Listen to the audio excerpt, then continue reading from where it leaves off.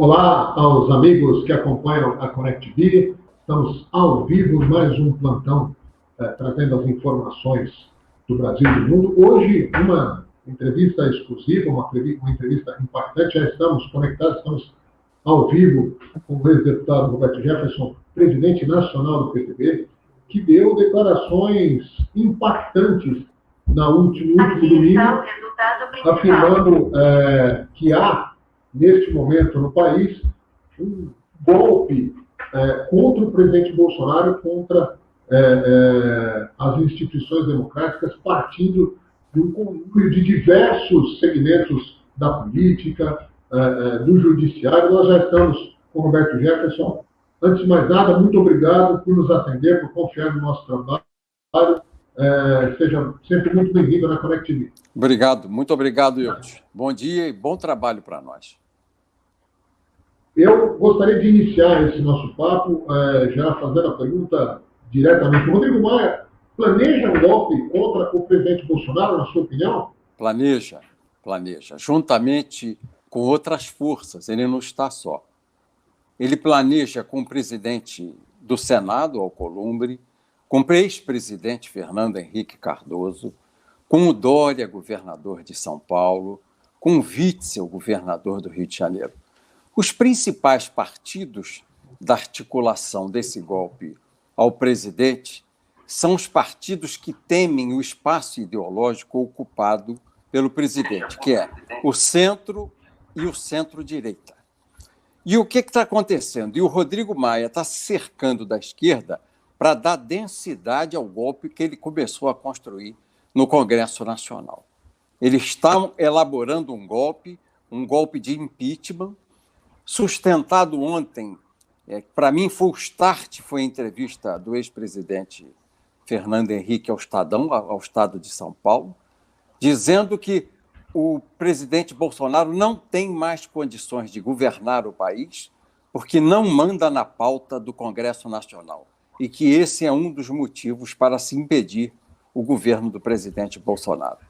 O Rodrigo tem feito constantemente abandonar a pauta do governo e fazer uma pauta própria, ou a pauta do grupo que interessa a ele, o grupo que o sustenta, para dizer ao público brasileiro, isso aí com o apoio da Rede Globo de televisão, que tem sido o braço de divulgação desse processo político, para dizer ao povo brasileiro que o presidente é um bobo, é um homem fraco, é um incompetente, como disse o próprio Mandetta, é um homem da caverna e que não tem condições de governar. Então, está se criando o caldo de cultura com esse tipo de informação, com esse tipo de atitude legislativa, isolando o presidente, para um pedido que já está encomendado ao presidente da OAB para tramitar um processo de impeachment contra o presidente no Congresso Nacional. O senhor afirma com esse tipo de retórica e de construção de história que há um conluio de praticamente todas as forças contra o presidente Bolsonaro. A pergunta que fica se todos estão contra o Bolsonaro, não estaria errado o presidente Bolsonaro? Ele não deveria ter uma atitude menos belicista e, com isso, conquistar apoios desses que hoje são seus detratores? Ele tem o apoio do povo. Não se tomou uma medida contra ele porque o Bolsonaro tem compromisso com o povo, não com as castas políticas do Brasil, com os hábitos da velha política que o Bolsonaro não aceita em fazer acordo. Repare, todos os governos, Sarney, Collor, Dilma, Lula, Fernando Henrique, fizeram governos de coalizão, que é o toma lá da cá, o que enseja a corrupção política, porque esse toma lá da cá, o que é? É a partilha dos cargos do governo, autarquias, estatais, bancos do governo, e os políticos usam para o financiamento das campanhas partidárias de seus partidos. O Bolsonaro se recusa a fazer. Ele disse, eu não farei a velha política. Ele disse isso ao povo que o elegeu. Repare que as elites que se unem contra o Bolsonaro são as elites que sempre mantiveram no Congresso Nacional e na relação com o governo, o toma lá da cá, o governo de coalizão, o governo que acaba ensejando na corrupção. Como o Bolsonaro tem essa prática e todo mundo reconhece, até a oposição reconhece, o Bolsonaro não rouba e não deixa roubar. E o Congresso está se ressentindo desse financiamento estatal. Esse poder dava ao Congresso uma estrutura de sobrevivência partidária, uma estrutura de sobrevivência individual do político. Na ausência disso, é como o cocainômano sem a cocaína. A corrupção está sem condições de ser sustentada porque ela não é autorizada pelo chefe da nação. Ela não está sendo permitida. Daí essa crise de abstinência e esse ódio dirigido contra o governo do presidente Bolsonaro. Na tarde de ontem, o presidente Bolsonaro esteve em frente a uma manifestação e está sendo duramente criticado por diversas instituições, diversas forças políticas, que ele teria fomentado o que poderia ser um golpe de Estado militar. Ali, pelo fato de estar presente naquele ato, ele estaria concordando com o retorno da ditadura militar. Hoje, de manhã, em frente ao Palácio, ele, inclusive, debateu, ele discutiu com um apoiador que gritou, né, vamos fechar o STF. Ele falou, não vamos fechar nada. Vamos ter um debate democrático, tá? Fez uma defesa da democracia. Essa mudança de postura de ontem para hoje é um amedrontamento, ou seja, o Bolsonaro ficou assustado com a repercussão e voltou atrás, ou de alguma maneira a grande mídia e essas forças políticas estavam fazendo uma interpretação propositadamente errônea para causar esse desconforto institucional? Wilde, aquela saída do Palácio ali é um covil da imprensa, é uma armadilha todo dia para tentar derrubar o presidente. Aquilo é um covil de raposas, de chacais. Todo dia eles provocam o presidente para tentar desestabilizá-lo. Ontem o presidente esteve numa manifestação, eu até não gostei de uma coisa dele, ele foi de camisa vermelha. Eu não tenho uma camisa vermelha e nem visto camisa vermelha, mas o presidente foi, infelizmente, com uma camisa vermelha, que é a cor da oposição, aquele encontro com os manifestantes em frente ao quartel-general do Exército em Brasília. Mas ele não falou em AI-5, ele não falou em fechamento, ele não falou em ditadura militar, ele foi a um ajuntamento, a uma reunião de pessoas que podem pensar assim, mas que faz parte da democracia.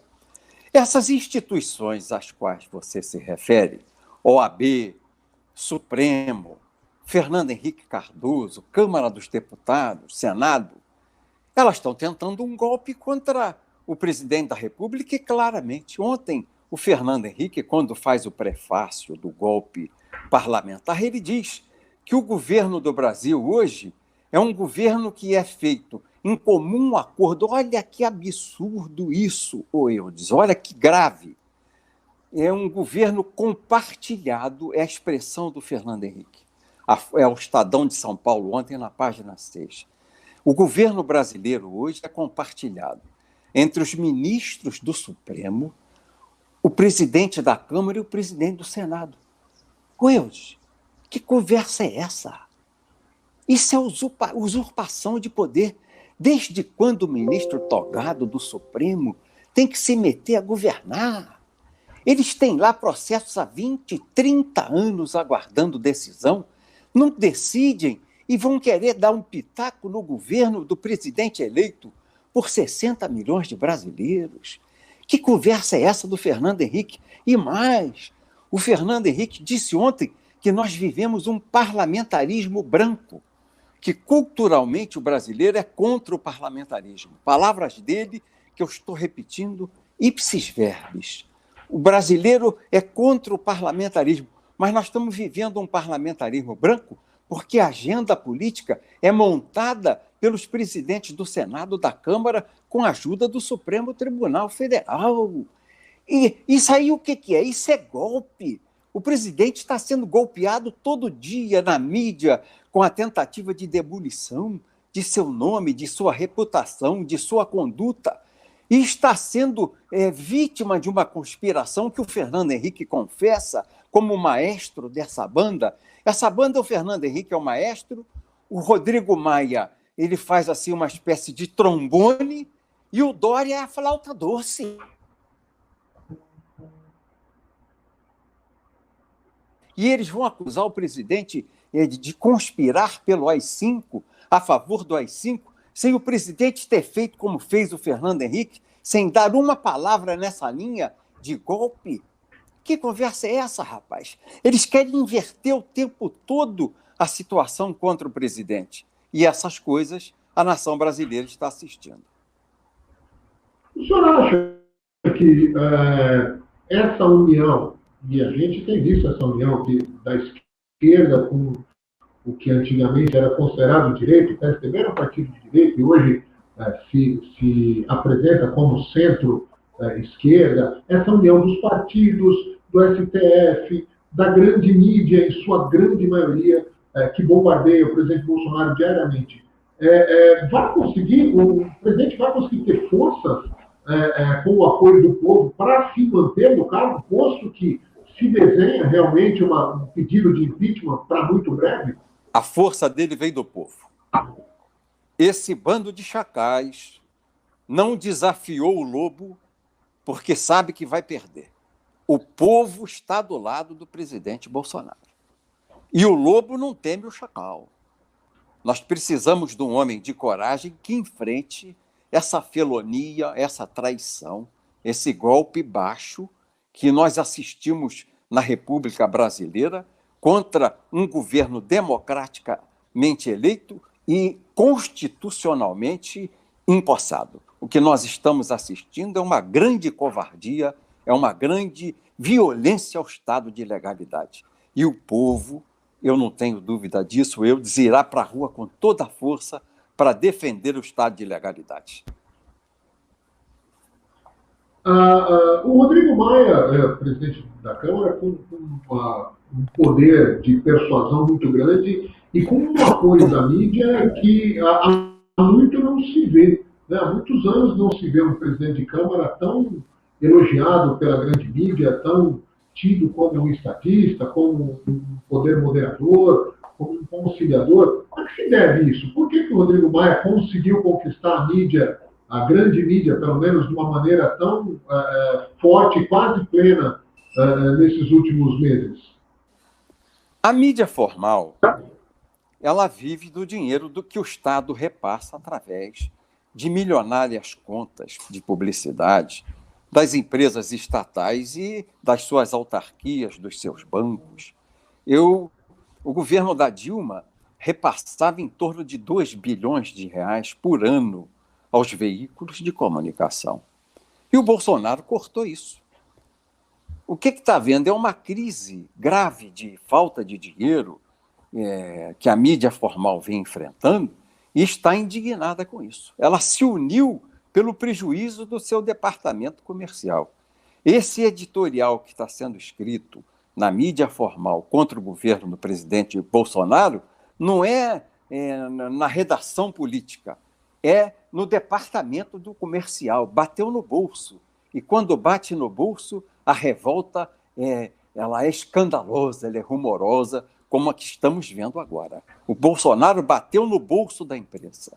E teve uma medida dele, uma medida provisória que o Rodrigo Maia deixou caducar de propósito, uma MP que tramitava, que mais 1,5 bilhão de reais que são gastos pelas empresas privadas do país, que estão em dificuldade nesse isolamento horizontal da sociedade brasileira, de publicar os balanços semestrais e anuais. Isso custava às empresas 1,5 bilhão. O Bolsonaro baixou uma medida provisória dizendo não precisa mais publicar na imprensa privada, gastando 1,5 bilhão por ano. Basta publicar aqui na internet na imprensa oficial que tem o mesmo valor que publicar na imprensa privada. E o Rodrigo Maia, para fazer a simpatia, para ficar bem com a imprensa privada, deixou caducar essa medida provisória contra as empresas em favor da imagem dele, que virou o queridinho da mídia. Porque quem põe dinheiro no bolso da mídia vira queridinho dela, ué. Esse é o canto da sereia, vamos dizer assim, do presidente. É o canto da sereia. É isso aí. Muito bem.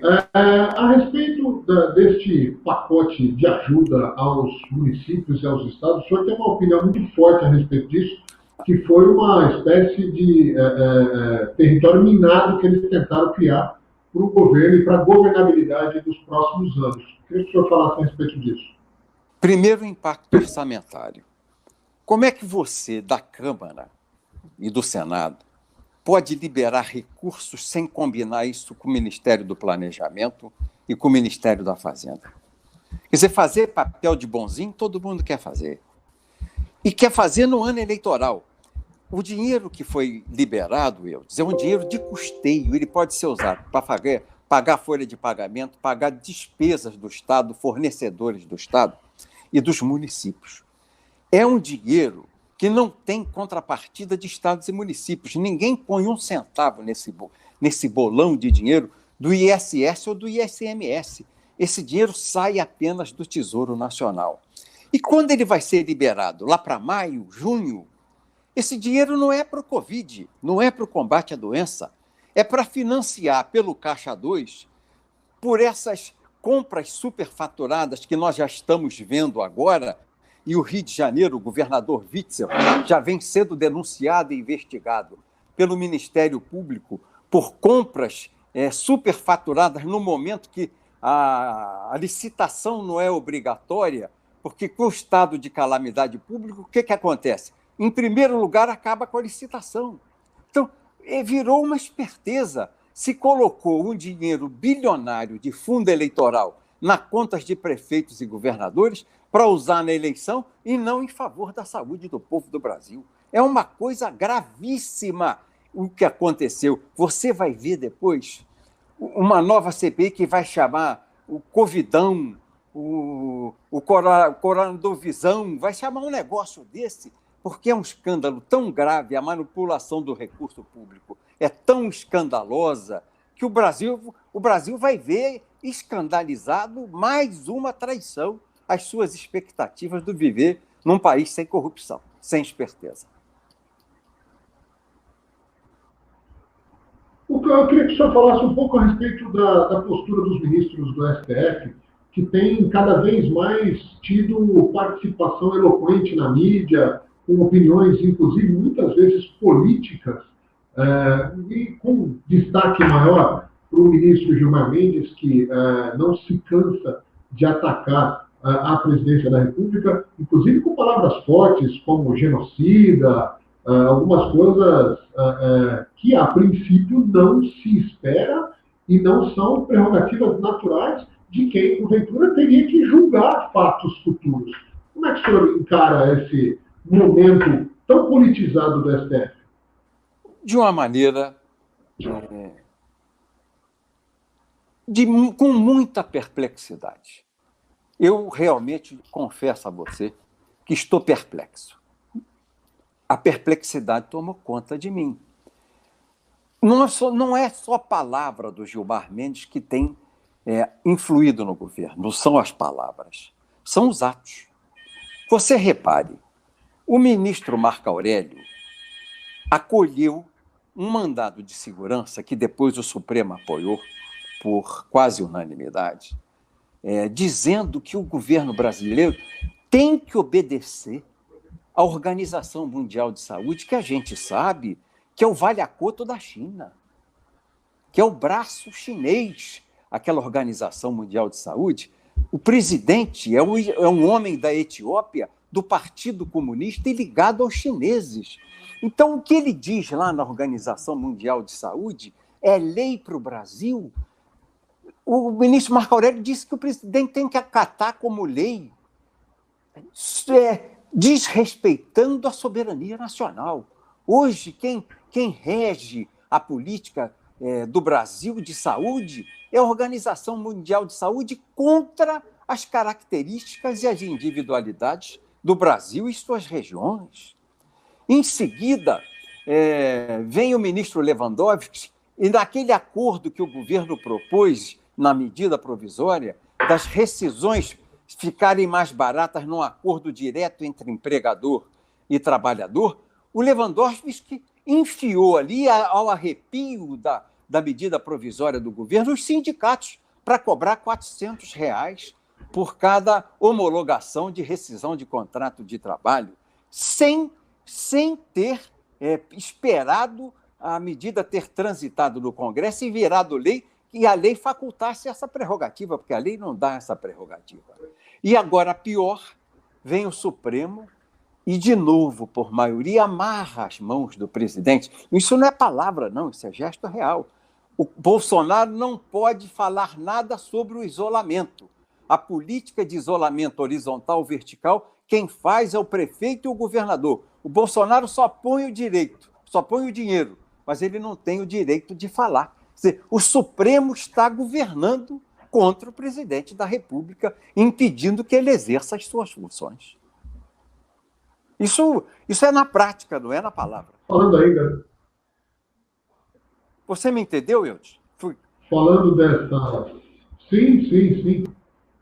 Falando desse momento, o presidente Bolsonaro, que sempre foi um homem de palavras fortes, de personalidade firme, quem acompanha entrevistas antigas que foram repercutidas recentemente, ele sempre teve esse traço na sua personalidade.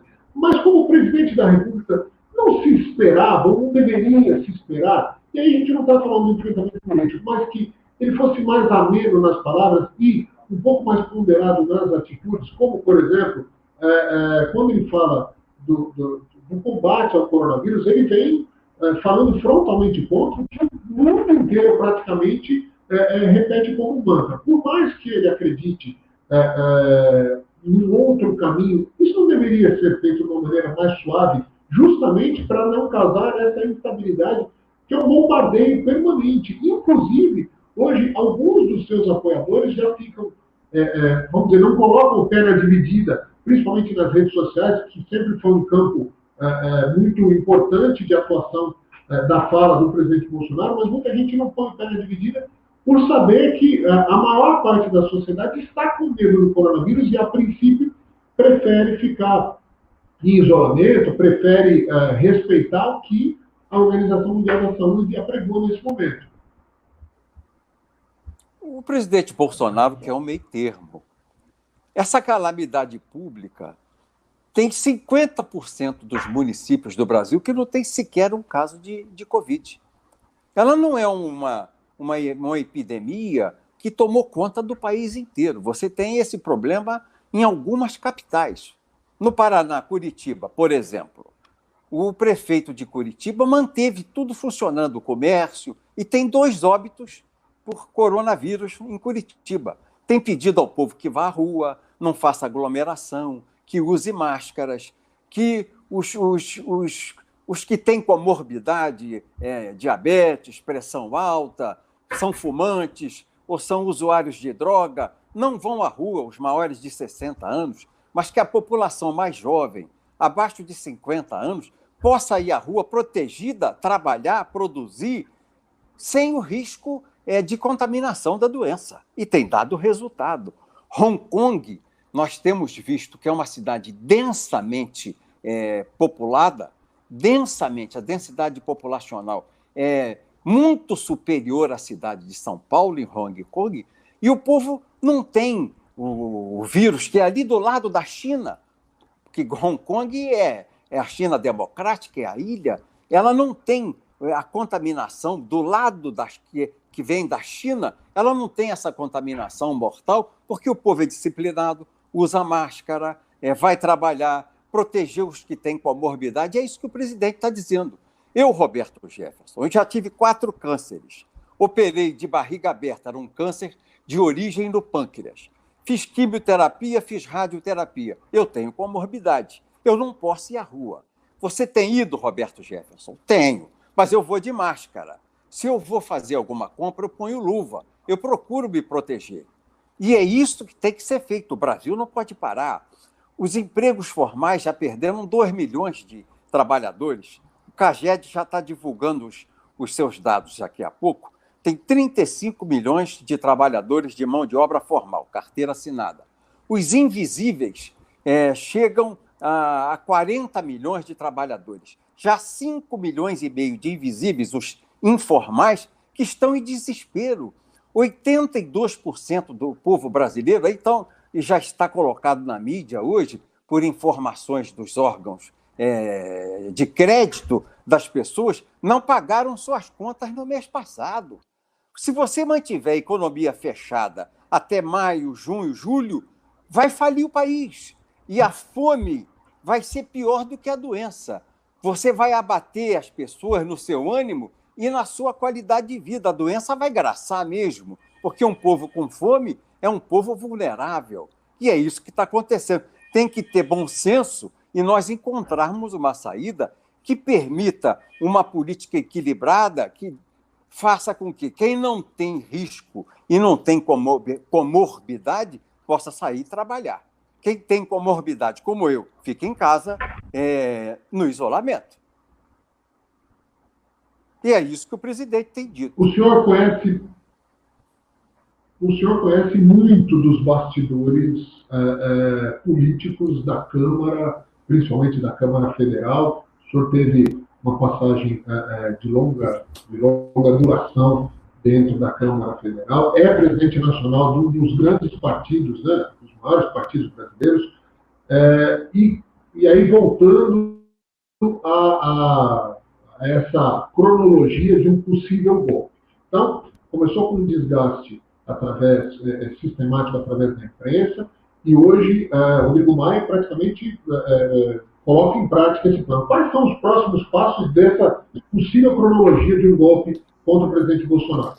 Você veja que hoje tem declarações duras quando você diz instituições se mobilizam contra o presidente.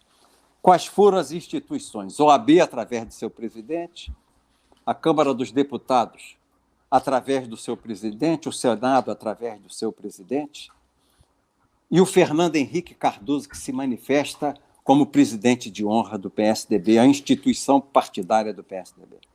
Então, você percebe que esses homens falam claramente o que nós dissemos ontem. Eles estão urdindo o golpe.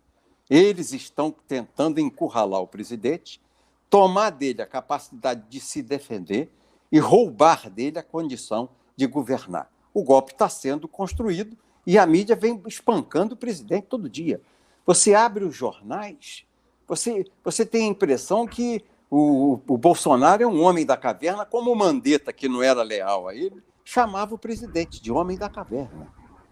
A mídia vem todo dia tentando minar os apoios do presidente para tentar colocar o povo na rua, para fazer um fora presidente Bolsonaro, e aí sim dar trânsito a essa trama, que é a trama do impeachment do presidente Bolsonaro pelo Congresso Nacional. O senhor enxerga possibilidade política, talvez não junto à população, mas política, a Câmara dos Deputados, o senhor que tem, evidentemente, seus próprios deputados do seu partido, como que isso está sendo construído e como é essa conversa de bastidores? No PTB nós vamos fechar contra o impeachment. Nós vamos reunir os deputados, vamos reunir o Diretório Nacional do partido e vamos estabelecer como cláusula de fidelidade partidária. Ninguém pode votar a favor do impeachment do presidente Bolsonaro. Nós não vamos permitir que isso aconteça no PTB. Mas eu sei como é que funciona o Congresso. Eu me lembro, a época do mensalão, deputado que ganhava 30 mil, deputado que ganhava 50 mil por mês para apoiar o Lula. A base como era composta. E o presidente Bolsonaro não topou fazer esse toma lá da cá. Ele não está permitindo que no governo dele se implante ou se plante a semente, a muda da corrupção. Essa árvore ele não quer no governo dele. Ele deve ter escolhido na sua biografia cair de pé combatendo como um bom soldado, que o bom soldado cai no combate, cai lutando, cai de pé. Assim entregar a essa facilidade, a esse abraço de camaleão desse governo de coalizão, entregando o sonho do brasileiro de ver extinta a corrupção praticada nesse consórcio executivo e poder legislativo, como sempre houve na República.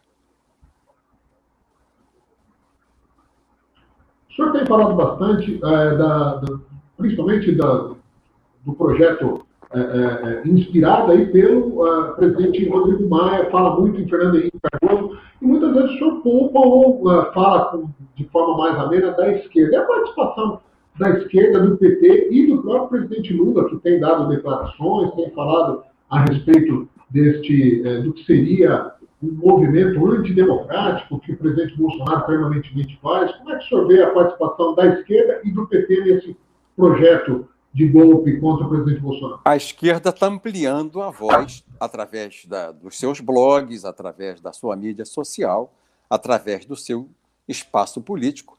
A esquerda agora está dando braço aos liberais, que presidem o Congresso Nacional, e está dando eco, orquestração a essas denúncias contra o Bolsonaro para tentar levar o povo à rua.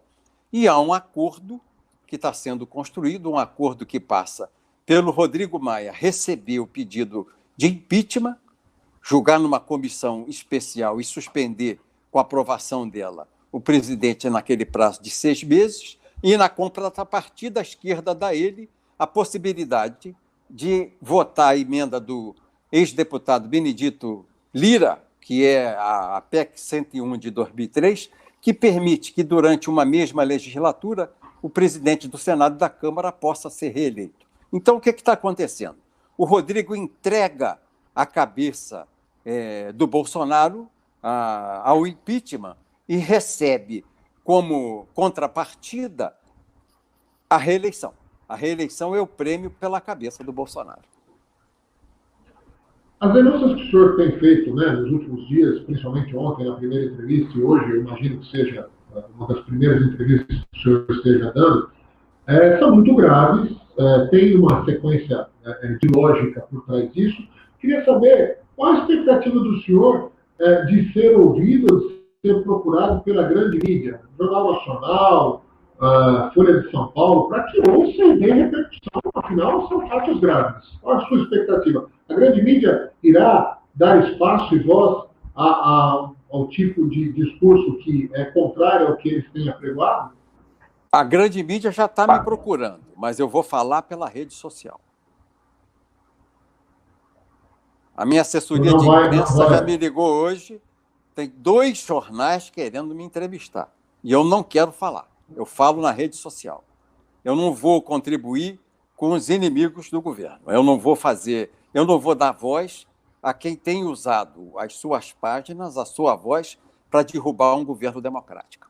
Eu estou na defesa da legalidade e vou usar a mídia social para me posicionar. O senhor gostaria de fazer parte do governo Bolsonaro, se fosse convidado? Não. Não é esse o objetivo. Não temos como objetivo isso.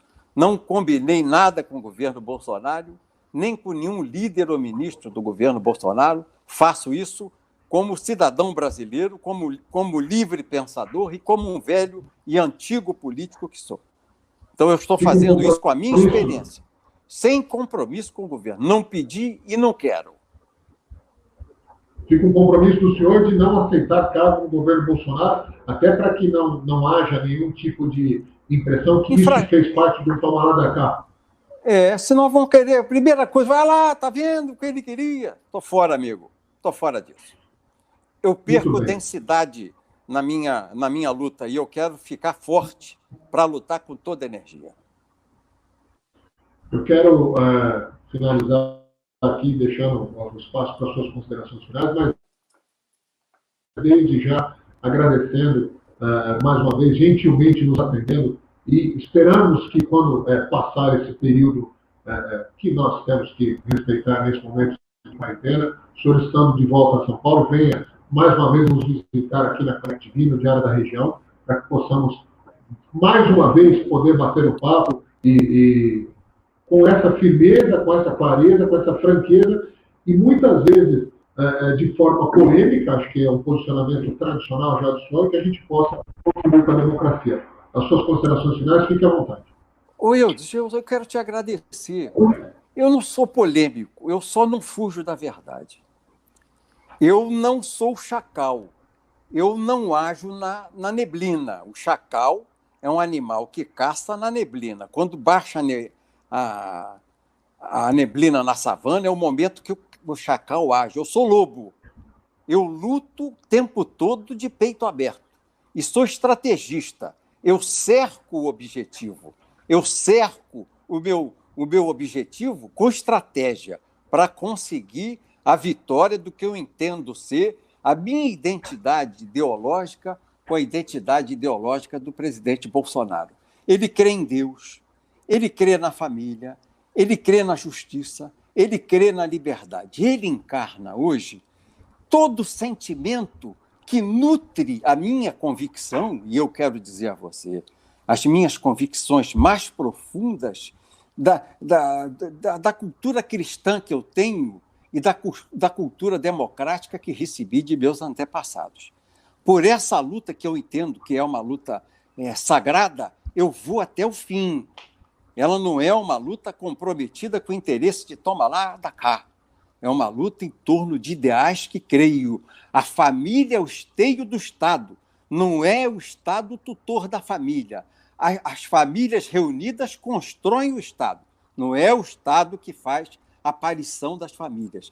E o Estado não pode ser usado de maneira tirana para sufocar as liberdades individuais e destroçar a família. O que eu vi com o apoio da Globo nos últimos anos foi a tentativa de apassivar os homens, a tentativa de virilizar as mulheres e a tentativa de erotizar os nossos pequeninos. Com que escopo? Com que objetivo, Wilde? A destruição da família sagrada. E contra isso, eu desembainhei a minha espada, vou dizer até uma outra expressão. Eu estou tirando a ferrugem do cano do meu revólver. Se for preciso que, como clama a nação no nosso hino nacional, verás que um filho teu não foge à luta, nós vamos lutar para que esses nossos princípios, esses nossos conceitos, esses nossos sentimentos, herdados de nossos antepassados e que são sagrados, não sejam vilipendiados por comunistas ateus, fariseus, que não creem nas nossas crenças e que não nos farão ajoelhar diante de um Estado tirânico e de um Estado que nega a Deus, nega a família e as liberdades individuais. Esse é o motivo da luta e nós vamos prosseguir com toda a energia e com toda a força. Obrigado a você, Eudes. Muito obrigado mais uma vez. O senhor sempre nos atendeu com bastante presteza. Muito obrigado. A gente finaliza aqui essa entrevista com o Roberto Jefferson. Voltamos a qualquer momento com o plantão da Conect. Muito obrigado.